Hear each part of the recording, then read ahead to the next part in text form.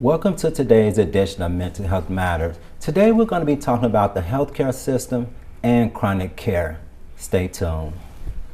Thank you, Joan, for being a guest on our show. I know you have a busy schedule. I like to always thank the guests in advance in the beginning because I know people are really busy and have a busy schedule. So I like to thank them for just taking the time out of their schedule to be a guest on our show.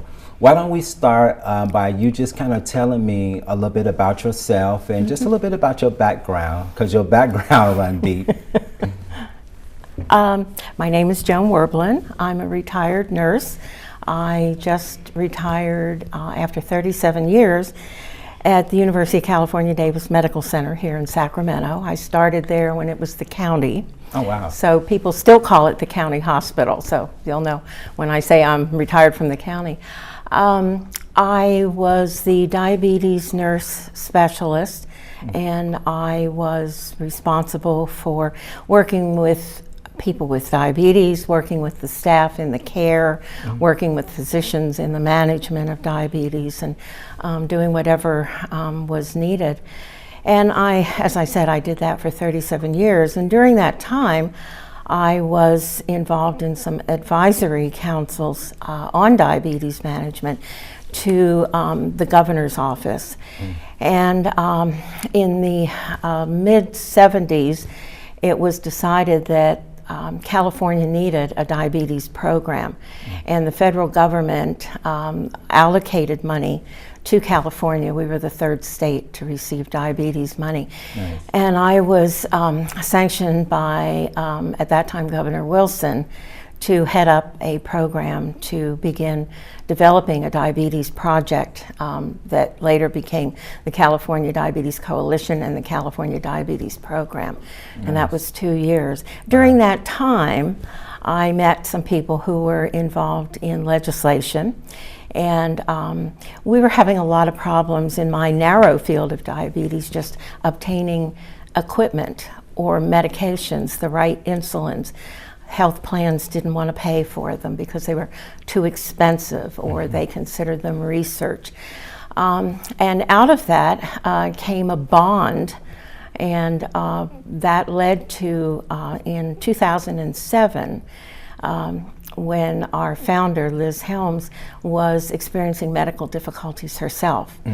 And she had a very terrible outcome, and decided that other people should not have to go through this with being denied care that was necessary. And Liz and I had known each other for quite a while, and she started the TMJ Society, and then that became the California Chronic Care Coalition. And during that time, simultaneously, I was involved on the board for the American Diabetes Association, and I was the regional person for government affairs. Wow. So we met, and that's the beginning of this organization down the road. Wow, wow. You also sit on the board for another organization. Yes, I do. I'm your boss. Yes, pretty much. Yes, I'm vice chair of the board of the California Health Collaborative. Nice. And I was asked to be on that board as a nurse and a specialist in diabetes, and I've been with them, I think about 10 years now. And I represented that board on the California Chronic Care Program, and then a little over a year ago I was asked to assume the presidency or the chair of the board of the California Chronic Care Coalition. So what is, explain to me, what is the California Care Coalition?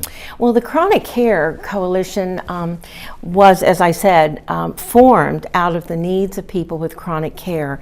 And so often the focus in healthcare is on the acuity, the person who has an accident, the person who sees very visibly they're seeing they have cancer, the big diagnosis, and the person who lives daily with chronic care. A lot of chronic pain. People with diabetes don't often tell other people they have it. They suffer in silence, as the saying goes. So our focus is on the chronic care, and about 1 in every 2 to 3 people have a chronic care situation. They have something that doesn't go away. And that chronic care, if it lasts more than 3 months and can't be cured, that's a chronic care issue. That's a chronic disease. So you have things like arthritis, you have things hemophilia, sickle cell, a lot of these diseases that last a lifetime and for what there is no cure. And these people are just left behind very often because of the chronicity. People don't see the acuity of it. Do you feel that there is a form of discrimination against people who may have a chronic care disease? Oh yeah, one of the biggest and the first real national battle that our organization was involved with was to eliminate the cherry picking, the ability of health plans to discriminate you by saying we don't cover pre-existing conditions. Wow. So if you have anything that's pre-existing, the insurance companies would deny you care for that need. They would insure everything else, but not what you came to them. So in the middle, you know, when signups come and your employer has signed on with a new plan and you don't have a choice, and you have a chronic problem that came during this last year. It could be diabetes, it could be arthritis. The new plan would say to you, I'm sorry, we're not going to cover that. Wow. We'll cover your new needs, wow, but not the one you're bringing, your baggage, so to speak. Wow. And this was a big fight to get this removed so that you cannot be discriminated by being denied care for a problem that you have had in existence prior to signing up with your insurance. And that's on a national level. And there was a lot of concern that under the Trump and the changeover from Obama to Trump, that we would lose that section of health care.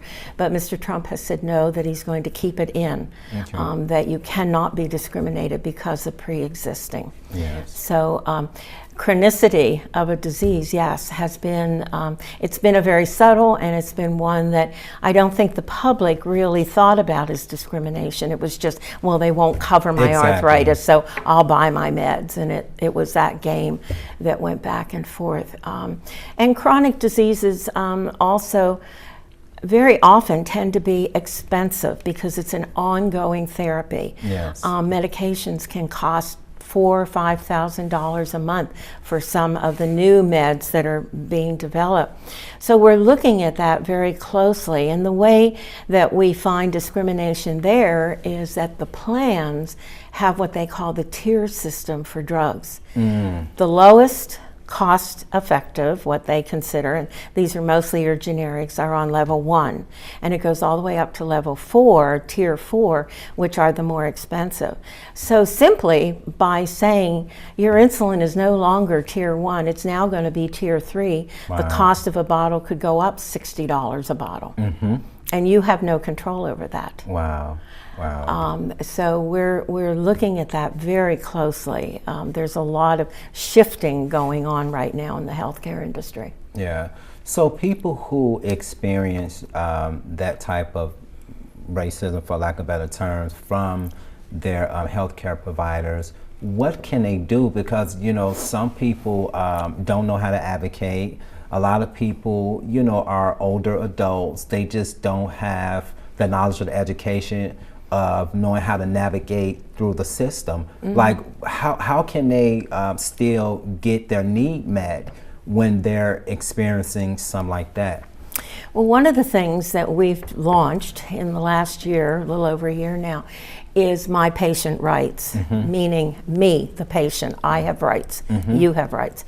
And that's the first thing that people are unaware of, that they have rights, that just because it isn't in that endless document that none of us can or do read, that there are things that you have the right to. You have the right to being seen in a timely fashion. You have the right to having the right prescription, the right medicine, the right care in a timely fashion. And these rights are actually in the state, and you can go online and look up patient rights. That's good. And they're listed. So you know, print them out and take them with you. The other thing that we've done is we've established with My Patient Rights, it's an informative program where we have provided people the ability to go online and just type in mypatientrights.org, and up will come a menu. And you can look at this if you are having problems. Have you been denied care? Have you been denied anything, whether if it's medications or doctor's care? You can click on that space, and again, a menu drops down. Now, the neat thing about this is we've gone nation with this. We're going national. I was in Detroit this summer giving a talk and launching it there. We have 17 states now that are actively involved. So when you go into this website, a map of the United States comes up, and the states that are colored are the ones that are actively participating. So you click on your state, it's interactive. Your state will have a drop down that tells you the steps to take, starting with talk to your plan, see what's wrong. It may be just a paper glitch. It could be your file went one way and the request went another. Then check with your physician. Did they fill out the right codes? Did they do their proper work? Because there's oftentimes, and that's all it takes to have it rejected. And then it walks you all the way up to the governor's office, to the Department of Insurance, Managed Health Care, and it tells you who to contact in that office. The phone numbers are there. There's an online form you can fill out and get the process going. So it just very nicely takes you through this, and you can do it in the quiet and peacefulness of your house. It doesn't take any additional help. The other option that is in there that we're asking people to do is to tell us their story. And the stories are coming in, and they are horrendous. Some of them, it's worse than what we thought. We are now filming people who want to tell us their story, have a choice. It can be just personal, just relating it to us, the organization, or they can share it with us, and we're videoing. We are building a library that we can take to the legislation and say, look, here is the real person. This is the person that filled out this form, and this is what they're going through. Look at them, see them, hear them. And this has been very effective, very, very effective. So we are building a library, and we will go wherever. We go to homes, we go to offices, wherever they want to meet with us. And we have a really good videographer too. Nice. It makes everybody look great. Nice. And you know, I think the information that you shared is very, very important. I have a family member who I recently spoke with who was diagnosed with colon cancer a while back.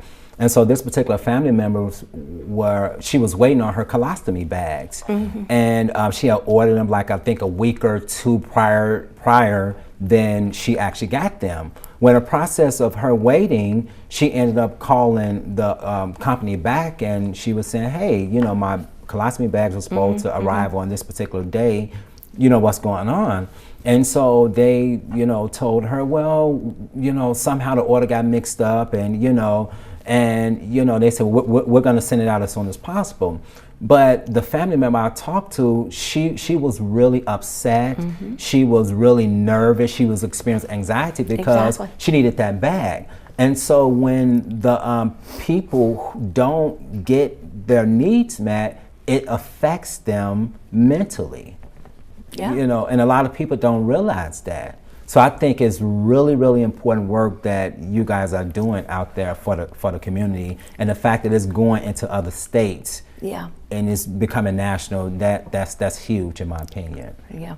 Well, we're finding out that we thought some of these problems were localized or systemically maybe just California, and then as we're going to different states and meeting, and when I was in Detroit, I did 6 radio talk shows in one day. Wow. And 2 TV shows Wow. like this the next day. Wow. And I was talking to people. I was invited into church groups. We did roundtables. I went to a meeting at a plumbers union, which I never expected to be invited to. They Wow. were very interested because they have insurance and they pay, the money and things. So we found that it's grassroots, and that's part of being the Chronic Care Collaborative. We are a collaborative. We're pushing now 40 members that are other organizations like California Health Collaborative. We have the American Cancer Society, American Heart. We have just a lot of these organizations, small and large, that have come under the umbrella to enlarge the collaboration and to push it out even further. We also now have some industry that is coming in, helping to do roundtable discussions in various communities and put on informational programs. We also have found that the legislatures are not always educated about the things that they're writing laws. And we're not out to bash anybody. We're not political. We're not disease specific. We cover everything and anything. But we have found that by working with the legislators, things are changing. We have been able to affect change, and they now call us and say, I'm writing a bill. What do you think about this? Or what can we put in? Or what should we take out? And that's what we were doing today, talking, because laws are being written now as we speak. So it has really set forth what people now refer to the medical home. In my day, it was just good patient care. It was the patient and they were the center of everything, and we made sure. Well, it's now come full circle.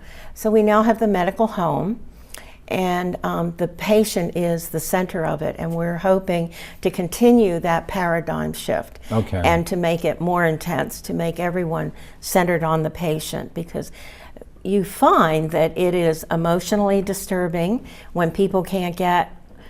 It may seem to someone in a store or a storehouse or a shipping room that it's insignificant. It's a bag. Exactly. But it isn't. It's really important. And so we really want to change that paradigm where everyone focuses on the patient and their needs. It's emotionally. A lot of our patients end up not taking care of themselves because they will just get so fed up with everything. They're frustrated, they get depressed, pain increases, and we find that oftentimes complications of the original problem begin to occur. And this just intensifies everything. And when you talk about cost effectiveness, this is not cost effective, having this mushroom out into other problems. So, if we're just looking at the bottom line, which we sometimes feel people are more focused on the bottom line, then we need to deal with things up front. We need to spend the money, we need to have the services, we need to have the education of the community, and the patient has to also participate. They can't just say, my doctor will do it, because they're overworked. There's so many patients, we just can't handle it all. So everyone has to pull together. And I think that's why it's important for these different agencies or entities to collaborate together. Because it's strength in numbers, and everybody have the advocacy piece is going to the legislature and let them know, okay, these are the people, these are their rights, or this is how this certain situation is affecting them, and so we need to be able to make sure that they're getting the level of care that they need for whatever's going on with them. That's important, because a lot of people, not just here in California, but just around the state, around the world, they're going through some things when they have these chronic diseases, you know. And like you said, it may not be as important to the people that's in the shipment company and things like that, but it's very important to the person who have that need. Yeah. Wow. Well, we just found that it's working. That's good. Progress is slow. Yeah. But we're very pleased and we feel very positive, particularly with the interest that has been generated within the government in California. We work very closely with the Department of Managed Care now. We work very closely. We were in the insurance in Mr. Jones in his office last week. Nice. So there's a two-way dialogue now Wow. that is occurring that looks very, very positive. Yeah. And we're not there. I think what's important to understand is that we're not there just complaining. Mm-hmm. We are giving the reports of real incidences, and we're also helping to find the solution. You know, what will work, what won't work. And healthcare still has a long, long way to go. We need more education, we need more resources. We all understand that.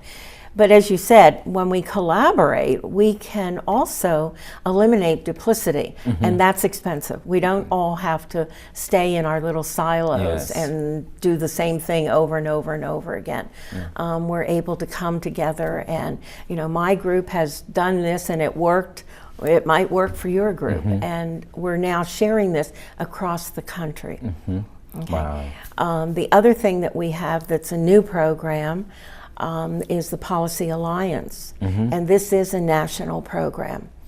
And we are meeting with like groups, people who are interested in policies, people who are willing to work in policy, people who are representative nonprofit groups, bringing these people together, and we're starting a series of roundtable discussions of stakeholders, and we'll be doing those coast to coast. Those will go national. Wow. And this is where we have an impact on national policy.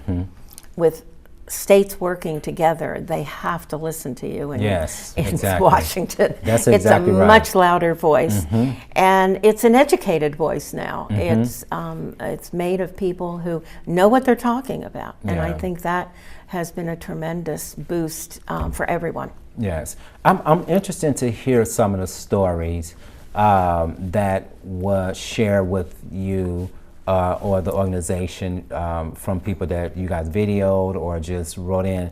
Are you able to share a few? Because I want people to hear. When they write in, we ask them, because we do abide by HIPAA. Right, exactly. And just out of respect to them. Yeah. We do have some people who have agreed to be on video and have agreed to allow us to discuss their cases. My daughter-in-law is one that we have on video. You can see Petra's story. Yeah. She's a person who has had multiple problems, and she has an ostomy. And she had trouble obtaining bags, and was given some rather mediocre advice, which if you want, I'm not going to go into, but you can see it on the film. Okay. But she was able to resolve it by following the steps, Okay. you know, and doing the right thing, and she got it resolved because she was told if she wanted to use one or more bags a day, she could buy all she wanted. Yeah, of but course. they weren't going to pay for it. Right. Yeah, and she was also told that one of the medications that she thought would help her, it had been introduced to her at a support group.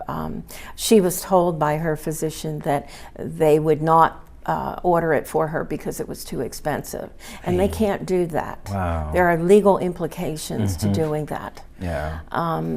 We have another person who is on the film, and she's just very well liked. We've spent a fair amount of time with her, but she has a problem who her doctor was not able to manage, but did not refer her out to a specialist, and then her health plan denied her to see a specialist, and things were getting worse.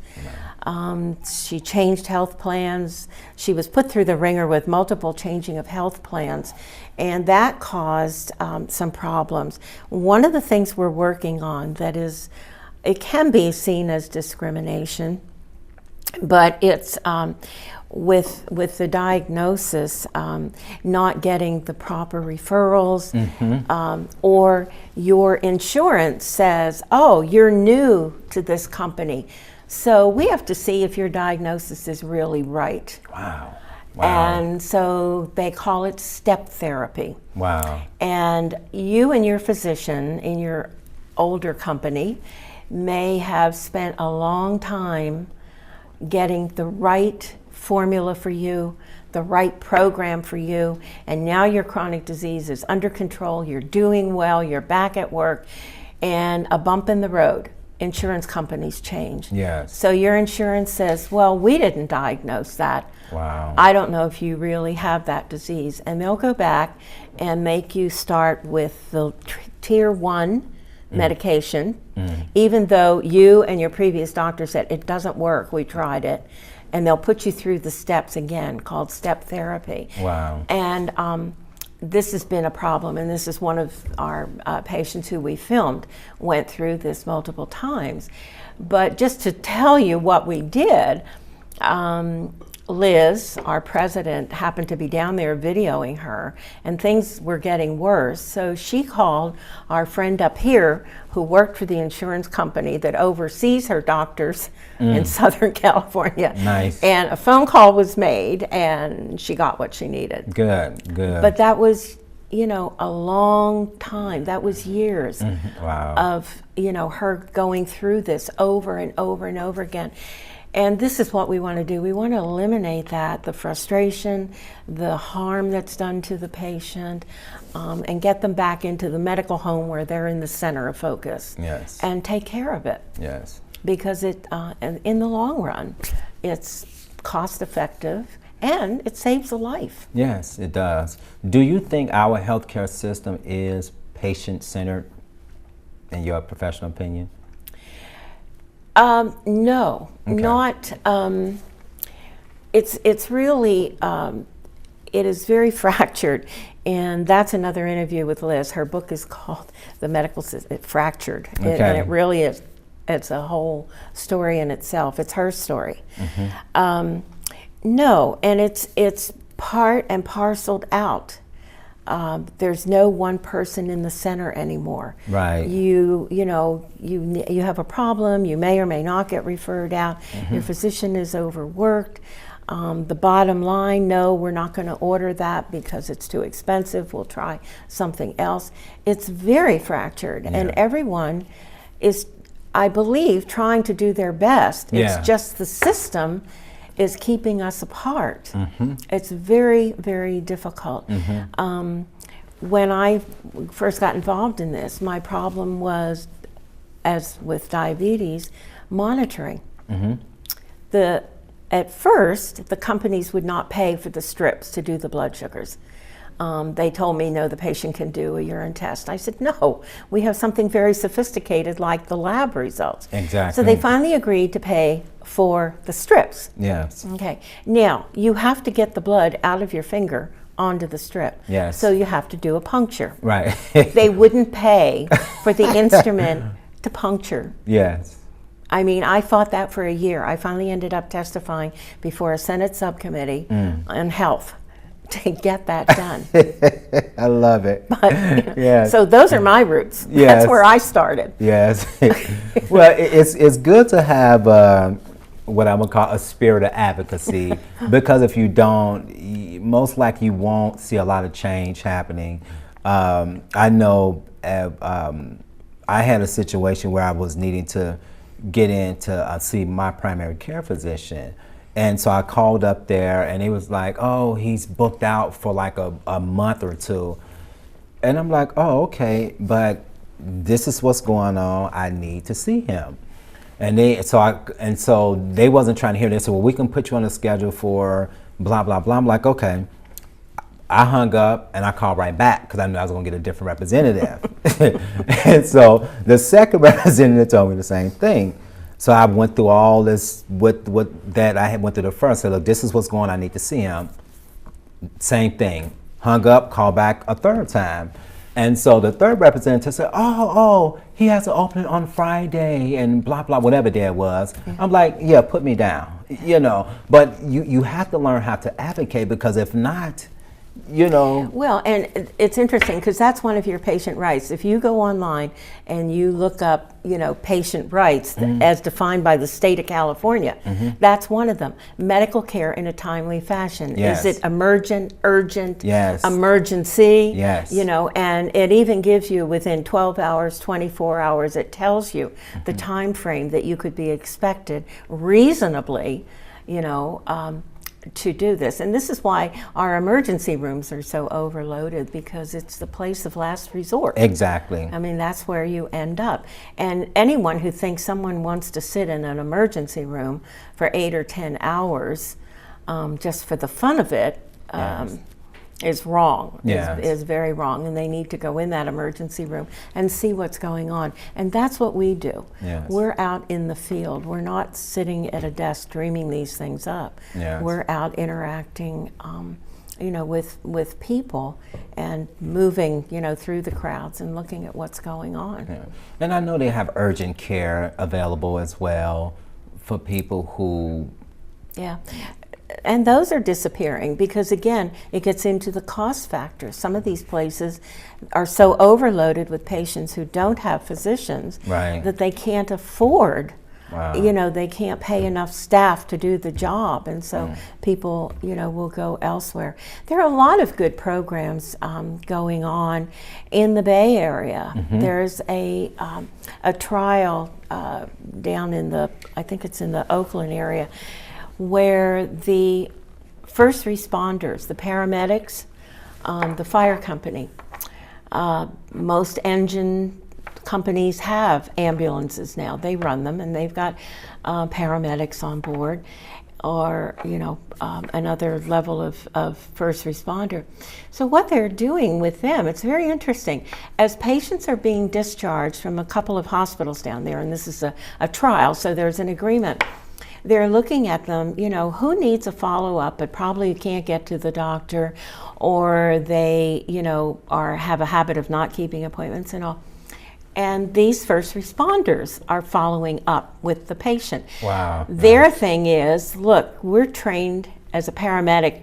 I don't feel like sitting around the firehouse all day until the bell rings. I could be using my skills of, you know, taking care of patients. And so they're filling in that gap. They're making house calls.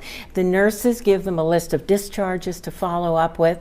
The next day they go out. They even, a couple of them have even bought, you know, cars, wagons, station wagons, and made them their service call so that they have their own vehicle other than the ambulance.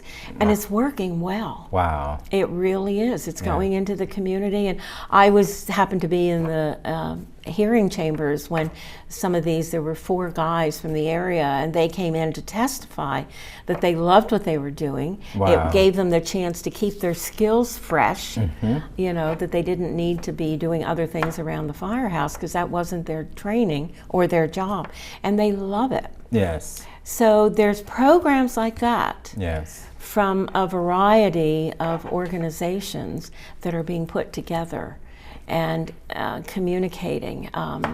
We had the same thing with the California Health Collaborative. We had some of our staff embedded in a Kaiser hospital, and they were assigned to medical teams, and when the medical team was ready to discharge a patient, if these were patients that typically were high risk for readmission because they don't follow up or they get lost in the shuffle, our employee then became the mentor back into the community to see that they made their appointments, kept their appointments, kind of taught them how to get through the system. It was very successful, and Kaiser is implementing some programs like that. That's awesome. So there's a lot of community organizations, not-for-profit and others, that have the skills, have the people. We just need to bring them all together. And that's what we do at the collaborative. We bring people together. Yes, yes. Because I want to talk a little bit about the prevention piece. You know, because I think, and you can tell me, so do you think that prevention is important in this spectrum? And if so, is it cost effective in your opinion? Well, when you say prevention, you know, we have to look at people with chronic diseases typically have one or two comorbidities. And that means it can be the result of the disease itself. Okay. It can be something that they were born with. Since I know diabetes best, I can use a diabetic patient as an example. You have a patient with diabetes. The comorbidities, usually heart disease, circulatory problems, okay? What are we going to prevent there? Well, we're going to look at hypertension. High blood pressure kills the kidneys. So you're going to prevent, hopefully, renal failure, dialysis, possible transplant, just in that one thing alone.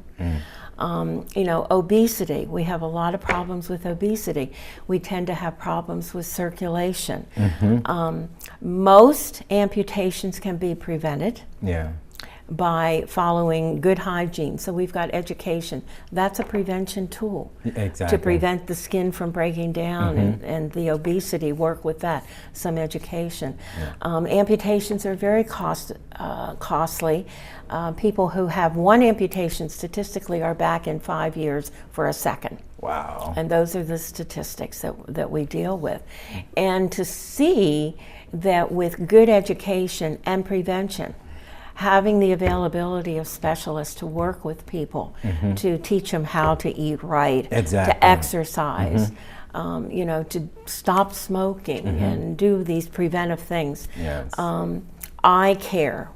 You know, diabetes is the biggest cause of non-traumatic blindness. And I taught with the Society for the Blind for a couple of years. And it's sad to see these things happening when they're an ounce of prevention, as the old saying goes, could have prevented some of this, or at least slowed it down on the track. So I think prevention is really, they'll say, well, they've already got diabetes, what can you prevent? You can prevent all these other things which make them not able to enjoy their life, not live as long, and it costs a lot.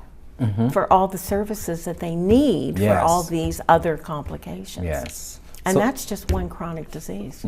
So it is cost effective when people, you know, do prevention. I know a lot of times I get a lot of, oh, you're so thin, and why do you get up 3 or 4 in the morning and go work out, or that's all you're eating? And my whole mindset is to be healthy. That is literally what I want. I want to age gracefully, and I want to be healthy as much as I could. I mean, I want to do my part.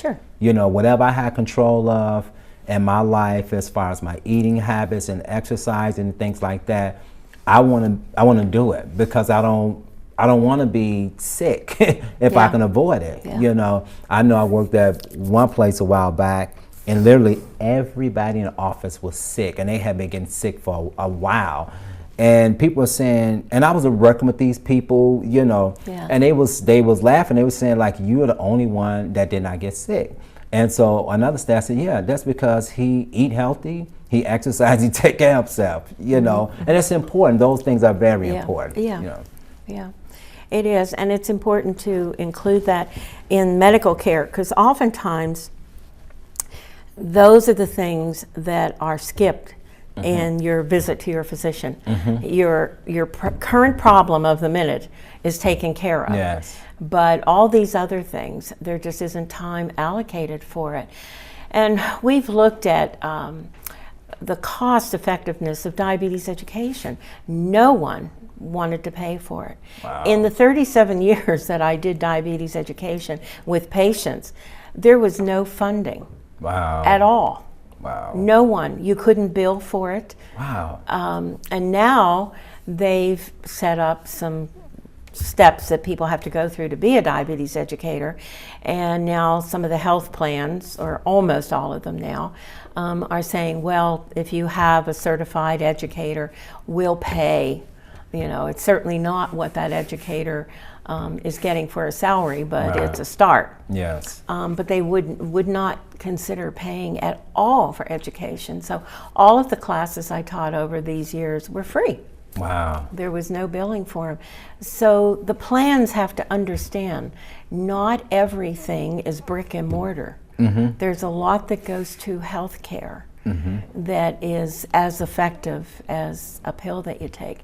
And right now the focus is on the opioids, and that's a big problem. A huge problem. Pain is a problem. And we're very involved in this, dealing with chronic diseases. If you have sickle cell, and it can be very, very painful, extremely painful. Diabetic neuropathy is extremely painful. Arthritis, very, you know, and these are the things that people are saying, well, we need to limit the pain meds, or we need not. And so legislation right now is focused on that, and I think the public needs to follow that, you know, the person who has real pain, who legitimately needs pain medicine, should not be villainized. They're not a drug addict. Exactly. They need a medication. You can't deny a type 1 diabetic insulin. Well, if someone is having pain, what is happening, we're hearing stories, people are telling us, well, if I can't get it, I'll just go to the street. And because that's what I they're cannot doing. live with this pain. Yeah, I know people that actually does that. Oh yeah. Well, and so we need to look at, you know, across the spectrum. They've carved out, if you have cancer, or if you are in hospice care, which means you have limited days to live, then there's no limits on the prescription you can get. Oh, I didn't know that. That's just now, yeah. Wow. They're looking at it. That's in the proposed legislation. Wow. But Interesting. there are all these other people with serious pain, and we've had discussions over, no, you can't set an age.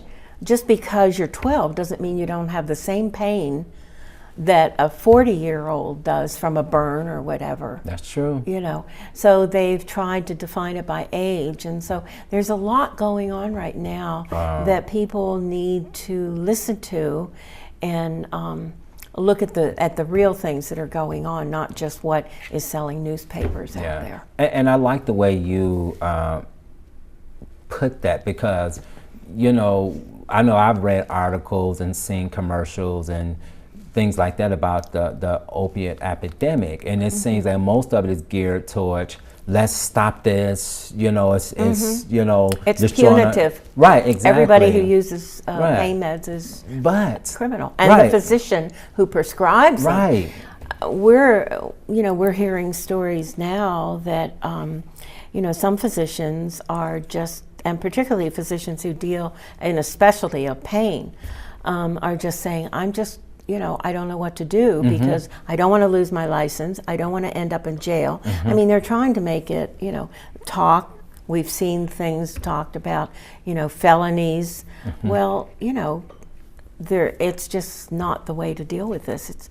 This is not a crime. This is a real public issue. And it's a health issue. Exactly. So we're watching this very closely, and obviously we're involved in meeting with the legislators, and we've done some forums on pain management, and we'll be doing more on what the problem is and getting down to the scope of it, because they have the public is not separating out legitimate pain from the street user or the kid who's experimenting with drugs or something. Those are in a class by themselves. And the people that are dying, we want more information. Who are they? Where did they get their drugs? You know, are they overdosing? Or, you know, there's a lot behind this that we're not, you know, we need to know. We need to know more. And it's sad, because the person who actually, like you said, that are really experiencing pain are being, you know, they're kind of not getting what they want, in a sense, or kind of being stigmatized with other people who really don't need it. It's just Yeah. a recreational drug for them, Yeah. in a sense. And we have to be aware too of how the plans are dealing with this. Some of the plans are doing what we call non-medical switching, which means that someone in the plan who makes the decision says, we're not going to carry this pain medicine anymore, we're not going to prescribe it. And it's not a decision that is made by your physician, it's made by a person in the plan who oversees the drugs. Yes. And what they'll pay for. So we're now getting stories of people who've been switched from a pain medicine that is working for them, has worked. Wow. Now they're being, all of a sudden, no one talked to the physician, no one talked to the pharmacist. They just got, when the person went to pick up the pain medicine, they were just told they couldn't have that anymore. Wow. The plan wasn't going to pay for it. Wow. And, then it's up to the person. Do you want to pay? Yes. And, we pay for insurance, but when you go to use it, Yeah. it's Yeah. not there. Yeah. So we have several of our people that are going to be filmed are bringing up those issues. So I would encourage people to go online and look at these videos. Yes. So how can people obtain these videos and look at them? They're on. We have some that are up on Facebook on the California Collaborative Facebook page. But if you go into mypatientrights.org, you can get into it. Also, if you go into CaliforniaChronicCareCoalition.org, you can get into it. There's a directory, and you can look at the videos. And we're putting more. We have quite a few people that are willing to be filmed. That's good. That's good. That's good. So there'll be more information. So we'll have a library. Yeah. We want people to know they're not alone in this. They can, get a hold of us. They can use our online and type in a letter to us, or, contact us, and we're willing to work. And we can also, a lot of times, introduce them to other local nonprofits. Perhaps one, if they have a chronic disease, there may be a local nonprofit for that disease, that could be of help and support in terms of what's available and so forth. Yeah. So again, it's a collaboration effort. Everybody's got to do it. Yes, and I hope people that watch this program really utilize the resources that's out there because it's needed. When people come forth and share their story, I think it encourages other people to come forth and share their story as well. We're hoping so, but I think so. If you see the people, if you look at these videos and see the people who made them, they're very sincere. They have been put through the ringer by the plans, by the system, the government included, because we've all been a part of this for so long. They're really heartwarming, heart-wrenching, but they're true. Yes. This is what people are, and that's what our legislators are impressed with, the ones they've seen. Yes. Can you tell us what is some of the bills that's currently being worked on that is related to the healthcare plans now? Well, there are bills, and again, I can't go into them specifically because some of them are being, wordsmithed as we speak. But things that are being looked at that we're tracking are bills that are looking at pharmacy benefit managers, PBMs. This is a new player in the game, and we're very concerned on how they're going to fit into the system. Your drugs come from a manufacturer, and then they're purchased by the pharmacies, and then that in turn goes to the patient, and the plan pays. They tell the pharmacy what drugs they'll pay for and what ones they won't. Now they have brought in these commercial organizations called pharmacy benefit managers, and on the surface, the idea is that they will purchase the drugs from the manufacturer, that they will have the power to bargain for a lower price. And that in turn would bring a lower price drug into the pharmacy, which would get passed on as a lower price drug to the patient, saving the money. Well, when it was first presented, it was said, gee, that's a great idea. We can buy drugs at a lower cost. The patient has a lower cost, maybe a lower, or we're looking at no copay is what we're pushing for. But that isn't what's happening. The pharmacy, the PBMs are getting the difference in price. It's not being passed on. We can't, we haven't been able to see it passed on. Wow. So we're concerned about that. Yeah, of course. Yeah. Of course. The other thing that we're looking at is that some of the plans don't allow the pharmacy to tell you that you can get a drug at a lower price off the formulary. So Wow. we have patients who are telling us stories about that. Wow. And we're looking at that because that is a gag order to the pharmacist. They can't advise you. Exactly. That's And it's exactly all right. the bottom line. So we're, those are the kinds of bills. And then the opioid crisis, they're looking at, can you have a 3-day prescription? Can you have a 4-day? Can you have a 6-day? What will differentiate between them? A lot of paperwork involved that I don't think physicians are going to do. They're dying in paperwork Exactly. now. Exactly. And then on the end of it being, referred to as a pusher or something, that's Yeah. not very good either. Yeah. So right now, that's what the legislation is focused on, is how are we going to make all these plans and what they're creating. And there's a lot of mergers going on. Yeah. Pharmacists buying insurance companies buying the chain pharmacies. And so we're looking to see how that's going to play out. Yeah. So when they the legislature have meetings and out in the community, like at the state capitol or wherever, is it important that the community come out and allow their voice to be Absolutely. heard? Okay. And the thing that you want to bring in mind is when you come to those meetings, they're listening. They do listen. So we understand that people are frustrated and there's always some anger that comes out.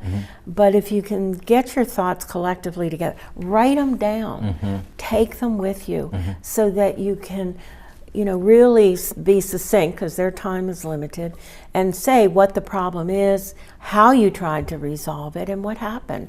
They're listening. For a while we didn't think they listened, but they do. Yes. They really do, and Yeah. they want to help people. They understand that there's a problem, Yes. but they're being pushed at from a lot of different angles as well. Yes, I know. I've been down there doing some advocacy type work, and I've had to. I think I was collaborating with another staff member, and we were talking to one of the people down there. We was explaining to them about the program and the services that's provided. And when he heard that, he was like, "Yes, I'm in. I'll vote." And and you got my vote. And but it took for us to educate him Exactly. about the needs, about our needs as far as what we was wanting. Exactly, So they exactly. do listen. They listen, and when you think about it, this year there were, something like 1,500 bills submitted. Now, you can't expect them to know everything about all of them. We don't know either. We pick and choose which ones we can actively participate in, and we follow them, we track them. We assign them out to different people. We each have bills that we follow. But you should think of it as an educational opportunity, unlike where you're going to get in your own community in terms of you're not just going to meet this guy on the corner someday and get Exactly. a chance to educate. Exactly. So take it, Yeah. you've got the time, they set up the meeting, and don't be disappointed if the legislator isn't there. Their aides are there, and these are the people who really help them write the bills. So they're the ones, talk to them, tell your story. That's their job, is to collect the information. But again, as you did, use it as an education opportunity that Yes. you're not going to get any other time. That's exactly And right. teach them about your problem, what it means. Exactly. And they don't always know further down the road how the outcome is going to affect people. It starts out as a wonderful idea, and then by the time it goes through the committees and words get changed and all, and at the end, if something is applied, it may not have the outcome that it originally intended to. Yes. And so if you've been in that situation, you know, you can say to them, this is a good bill, but do you have any idea what's going to happen down the road with this? Yes. How it's going to get actually used in the public? Yes. So education is, again, that's the key word. Okay, and we've run out of time, and thank okay. you so much for Well, being on the thank you show. for having me. I appreciate it. And that's it today for this edition of Mental Health Matters. If you enjoyed the show today, or like a DVD copy of the show today, or would like to be a guest on our show, please dial 916-366-4600. Thank you.